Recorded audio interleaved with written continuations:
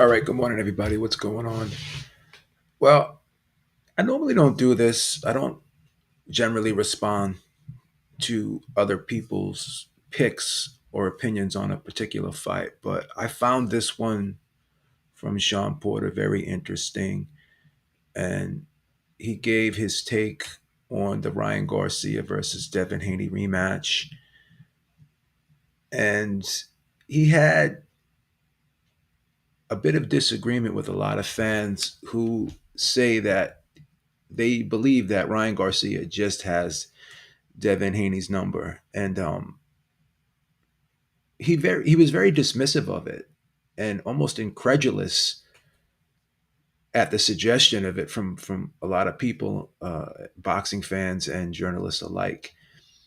And I just found it bizarre that he found it so crazy to for people to think something like that, because you can go down the line and go look over history, and you could see guys when you look at particular matchups, like for example Vernon Forrest versus Ricardo Mayorga. A lot of people were like, yeah, you know what,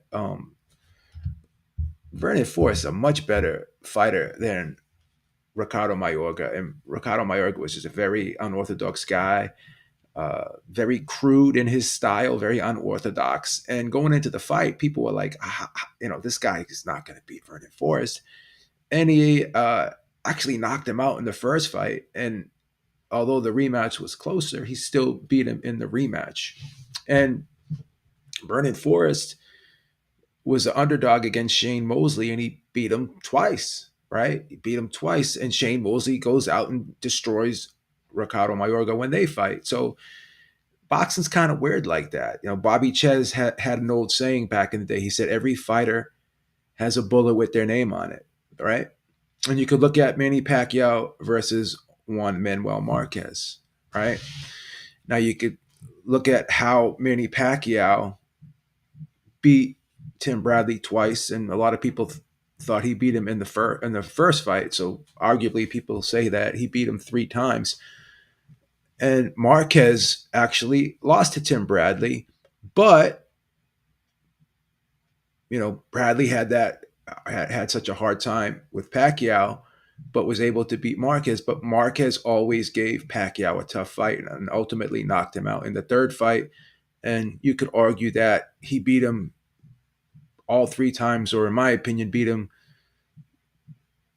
two times in the trilogy. No, so it was actually the fourth fight he knocked him out in. So I thought Marquez beat Pacquiao in the third fight, and I thought he beat him in the second fight. I thought Pacquiao won the first. So again, like this combat math doesn't always work, and the old adage holds true that styles make fights. So again, just because on paper it looks like one guy can beat another guy based on boxing skills or whatever, there's always the intangibles, right?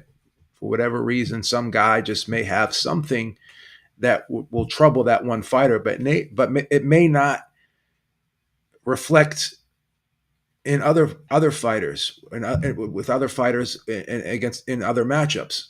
So you could look at this kind of combat math scenario, and you say to yourself, how does fighter A beat fighter B, but loses to fighter C, and fighter C can't beat fighter A but can beat fighter B, right? So you could continue to look at Devin Haney as the more skilled fighter going up against Ryan Garcia, but these guys did fight six times in the amateurs. They were 3-3, and I know pros are different than the amateurs, but as time has gone on, I think Ryan Garcia is the bigger guy. He's proved to be the more explosive guy, the stronger guy, and I think he definitely hits harder than Devin Haney. And all those things are always going to factor in a rematch. So let's just go to what Shawn Porter said. Very interesting take here. And I'm gonna respond to his comments and give my opinion, and I'm gonna refute some of the things he says here.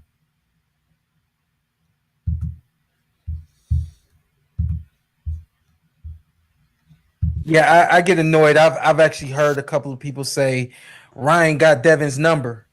And I'm like, how? How do you come out of your mouth and say he has Devin's number? He doesn't. That was one fight, one time, big moment.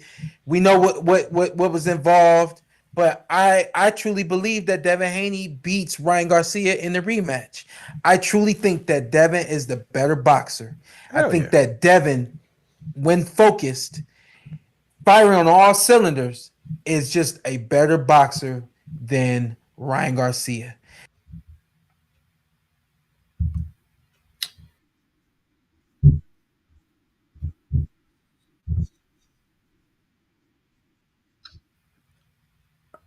All right, so let's unpack that, right? Um, he's the better boxer, but what does that mean? Like, does the better boxer always win, right? Um, and he talks about Devin Haney not being focused, right?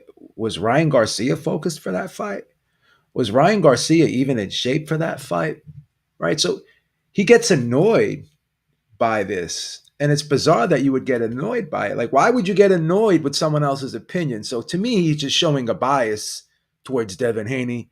And, you can kind of put two and two together. You can ask yourself why he has that bias versus Devin Haney. I have my opinion, and I don't have a problem with it. If you want to be biased towards a fight, that's fine. But the fact that you being a commentator and you're supposed to have some sort of objectivity, right? Which I don't think you do. It's one thing to be biased, but you have to try to be objective. I don't think he's being objective here. I think he just has a bias towards Devin Haney, and that's his right to do that. I'm not going to criticize it, but what I will say is it does take some of the credibility off his opinion. So if you're going to sit there and say, just these guys fought 6 times as amateurs and they were 3-3. So if far and away Devin Haney's the better boxer, then why wouldn't he have won like 4 or 5 of the matches? Why did they go 3-3? And I know again it's different amateurs, but 6 times you fight somebody, that kind of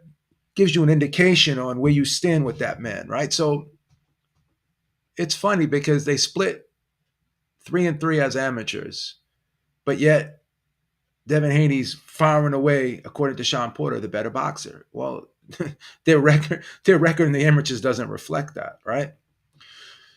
And again, I know it's amateurs, pros, different game, but again, he beat him in the pros. So, you know, and the fact that here's the thing, he was able to hit him with that left hook over and over and over again. And each time he hit him with it, he rattled him from his feet, from head to toe, foot to head, rattled this guy, shook him in his boots, knocked him down 3 times. So to sit there and say, well, maybe this style for some reason just there's just he has a hard time dealing with Ryan's explosiveness. The fact that Ryan doesn't always use his jab, he'll just explode with a left hook.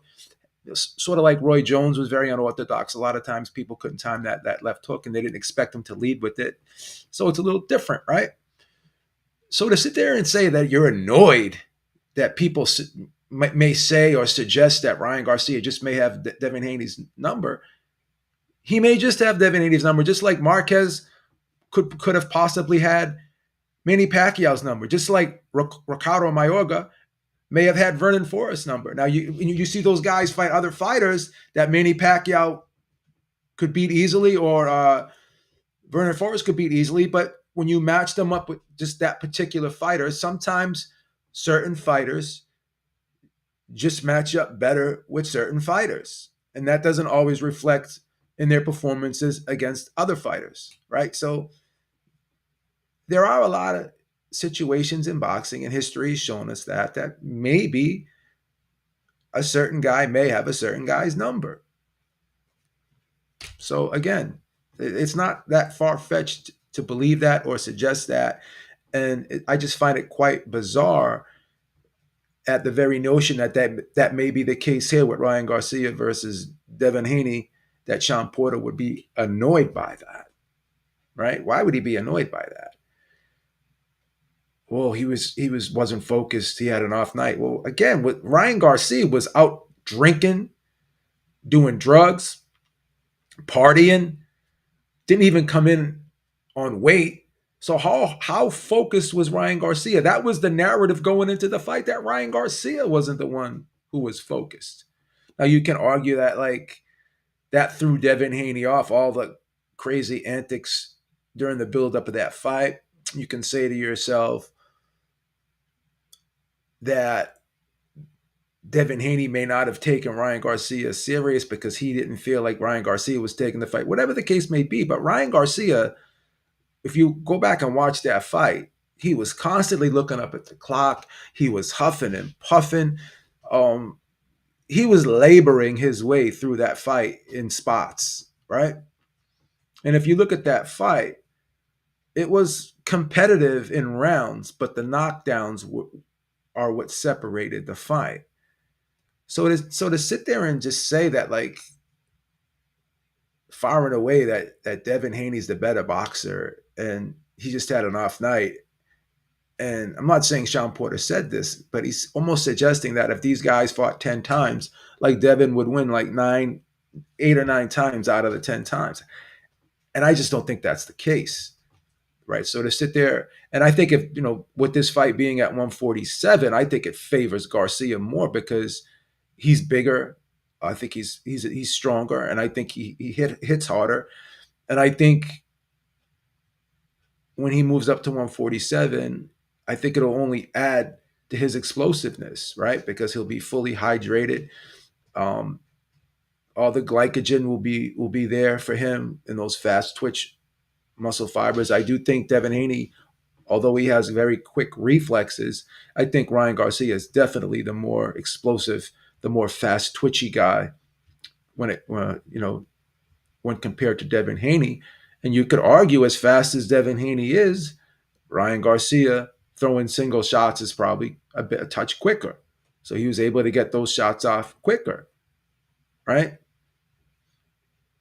So again, I just found it bizarre, Shawn Porter's reaction to people's opinion on the rematch, because I just see it totally different than Shawn Porter. I think that you could make a case that Ryan Garcia may have Devin Haney's number,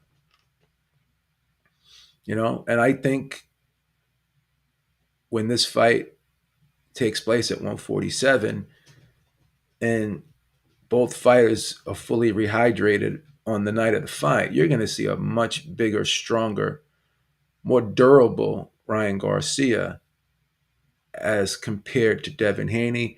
And the facts, again, I'm not going to sit here and insult fighters and question fighters. I'm not that type of guy. I don't insult fighters' hearts. I don't call them quitters. I don't say any of that.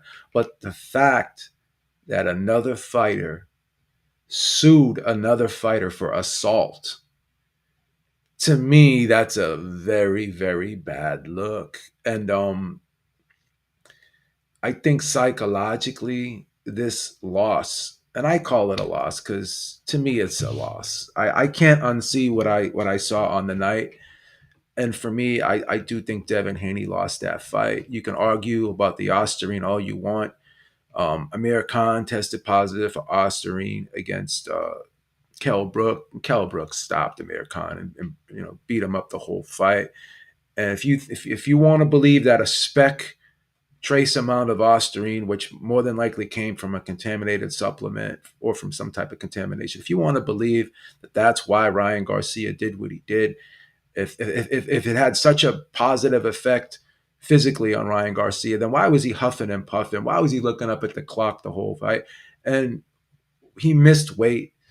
So again, you can believe what you want to believe. I'm gonna believe what I believe, obviously, and I know Osterine is a trash type SARM, and if you talk to people in the industry, it's not the substance of choice if you're gonna want to get a substantial performance boost if you're an athlete, right?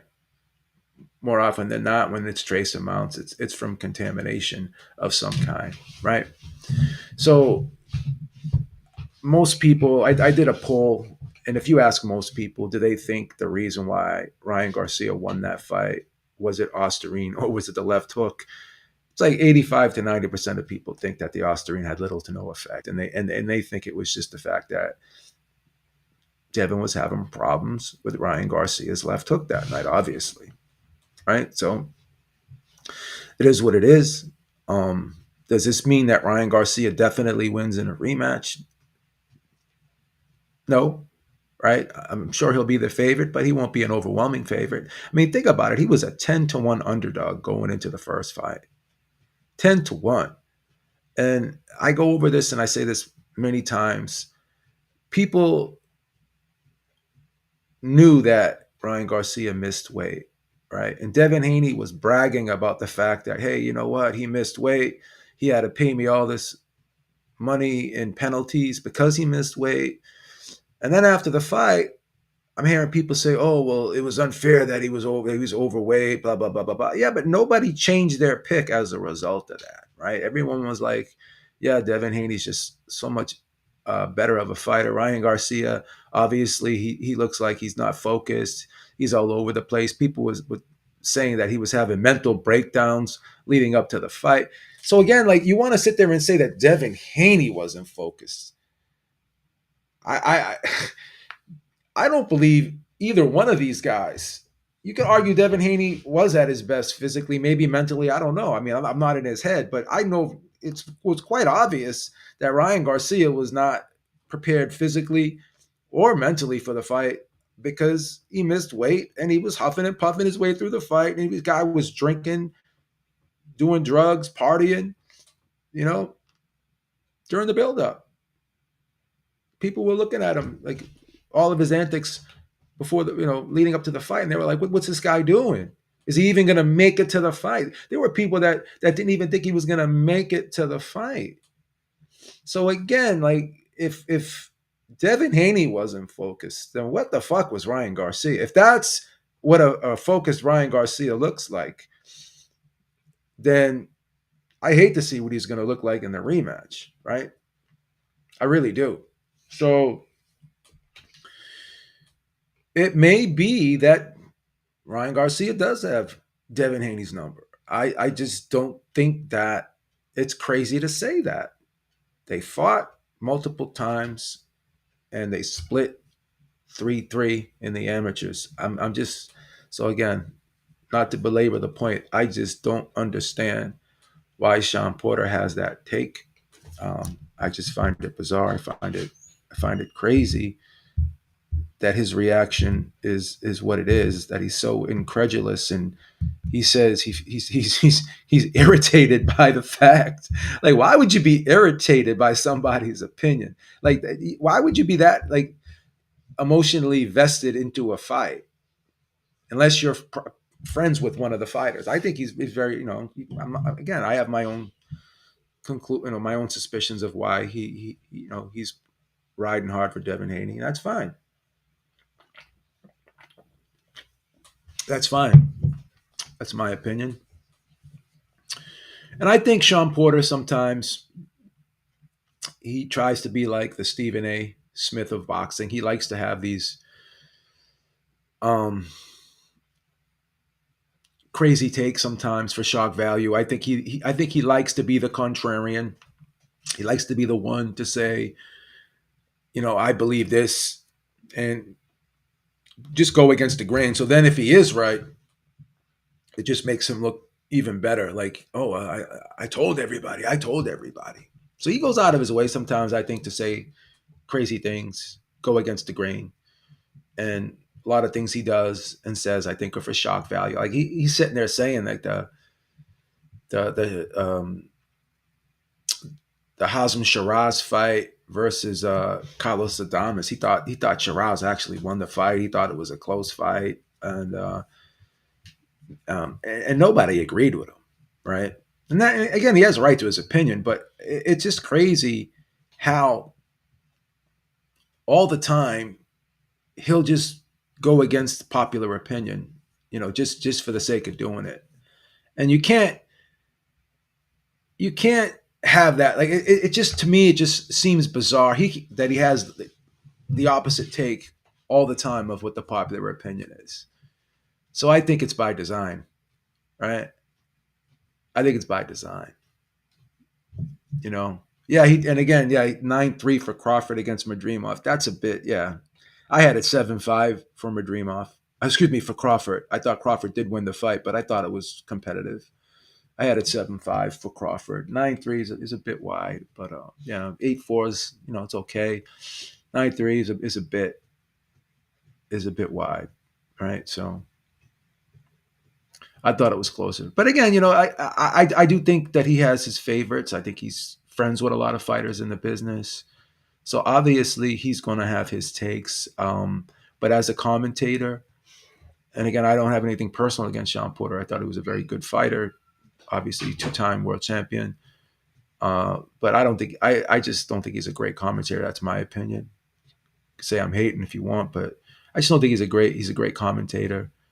I just think I think he just tries to like just say crazy over the top things, just to get attention, just for, and it's just, I don't think there's a lot of substance in a lot of things he says. And just because he's a good fighter, solid fighter, does that mean he's a great commentator? He has good takes? No, I mean, he's a very gifted fighter.